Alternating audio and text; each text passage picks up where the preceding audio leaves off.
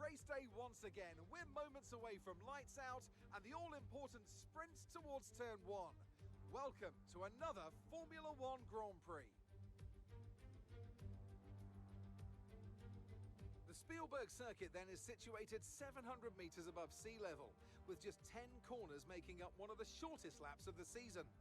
One time around here is a distance of around 2.6 miles, with the best overtaking chances into turn 1 or the tight uphill of turn 3.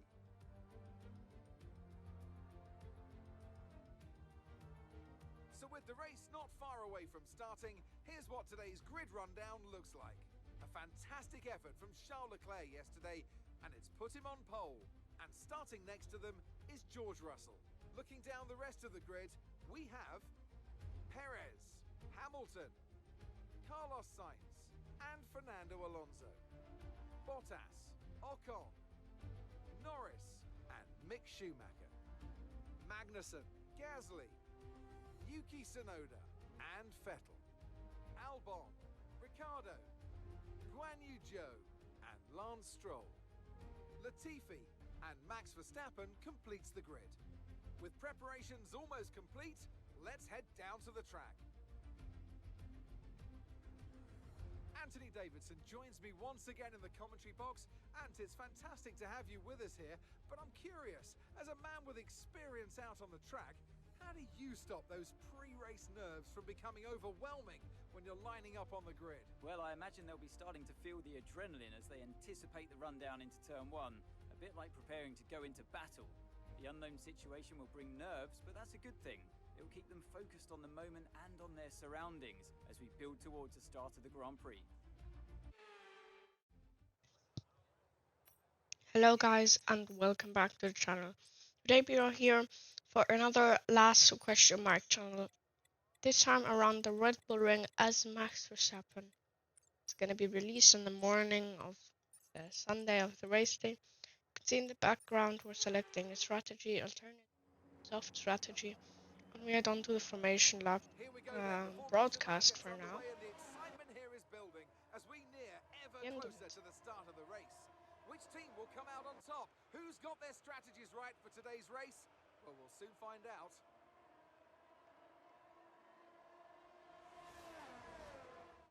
So as all the cars take their positions on the grid, the teams will be hoping their strategies pay off for them in today's race. The question I'm asking is which teams have got it right, and which ones have got it horribly wrong?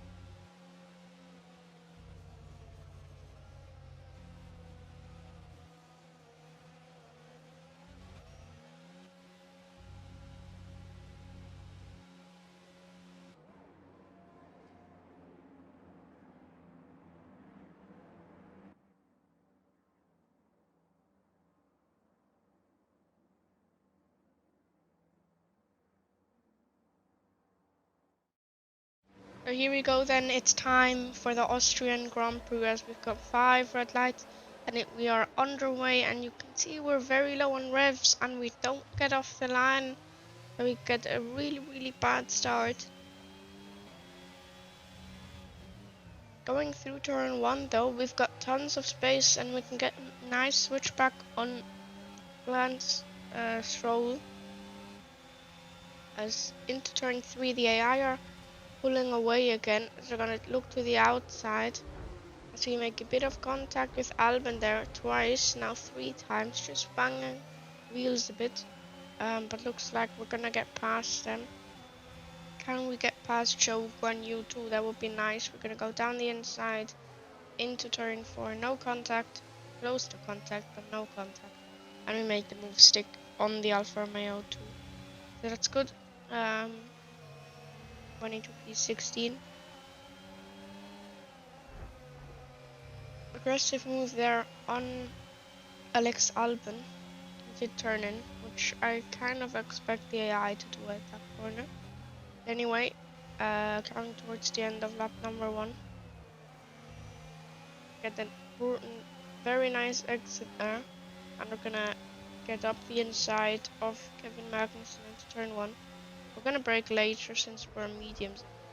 Then that was Tsunoda and Norris going alongside each other into turn 1, so we could just pick up the pieces and get the position, as now up ahead Norris and Gasly are fighting. As we have a look down the inside of Norris, just about sneak through, and that's us up into P12, I think.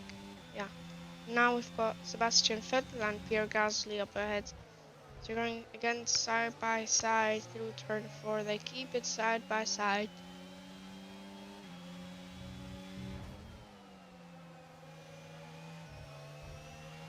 Still side by side. You can see we think about going down the inside there, but that didn't work, although Seb gets very low momentum through the corner and his exit speed is compromised.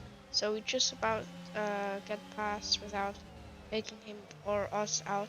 As meanwhile Leclerc is leading out in front. DRS enabled.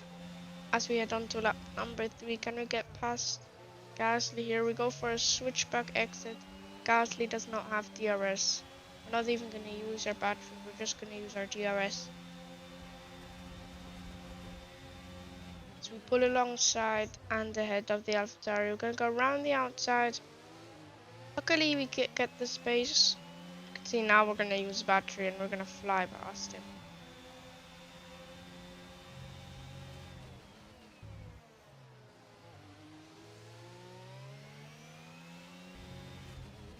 So here we are then, beginning of lap number 4. Side by side action up ahead. So the momentum of that was Bottas got completely messed up. So we're now right on the back of them as they're going side by side into turn 3. We go around the outside of Bottas. If you go around the outside and you get traction on the tarmac and not the curb, you almost always will have better traction. As we now go down the inside of Verstappen Ocon into turn 4. Nice and simple move, and we make the moves stick. As now also I think the mediums are starting to become, well, the tire delta between mediums and softs are starting to come down. Then move on to the end of lap number 6.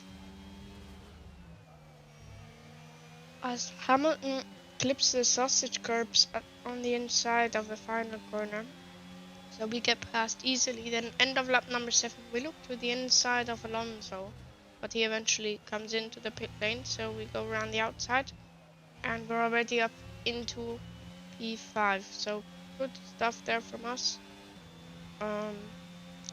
Leclerc, the race leader, is in, and we're now P3.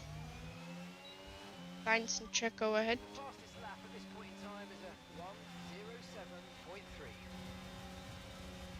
As we get a DRS failure, I wonder what that could be.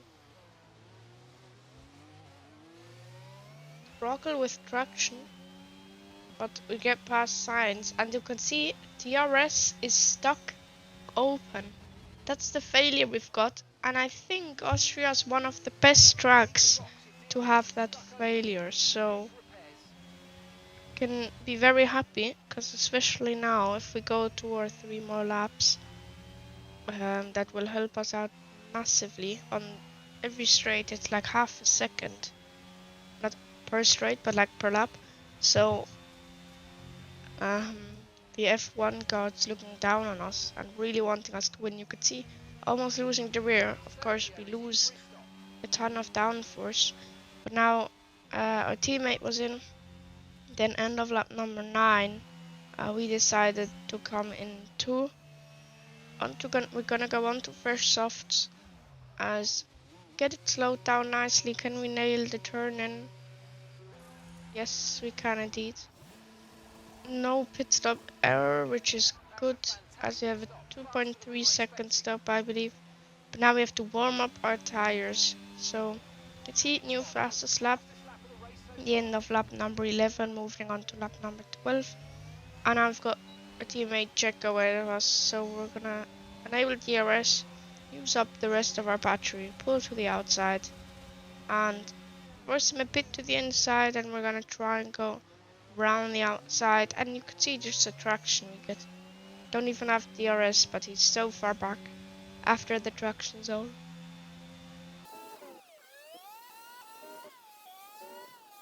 So now while we speed through time, focus on the time between us and Leclerc. Just look how it's going down. It's 3.2 seconds. As now it's 1, 3.0, 2.9, 2.8, 2.7. That's just constantly going down. Then eventually jump onto the last lap. You can see the gap to Leclerc is 2 seconds, so we couldn't close up enough. But yeah, P20 to P2 with the fastest lap. Not a bad recovery if you ask me. Okay, pick up rubber and bring it home.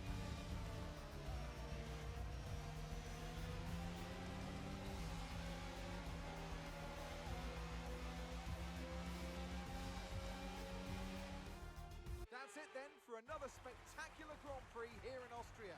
And a truly magnificent drive to hang on and take the win. What do you think it was today, Ants, that gave them the edge over the competition? I'd say it was down once again to good, consistent driving, nailing the corners, working to the track conditions and perfecting the team's strategies. They got all of these things right today and the results speak for themselves.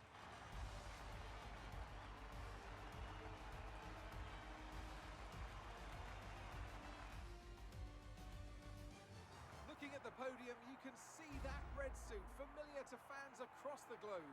A world-class win for a world-class team. Ferrari do it again.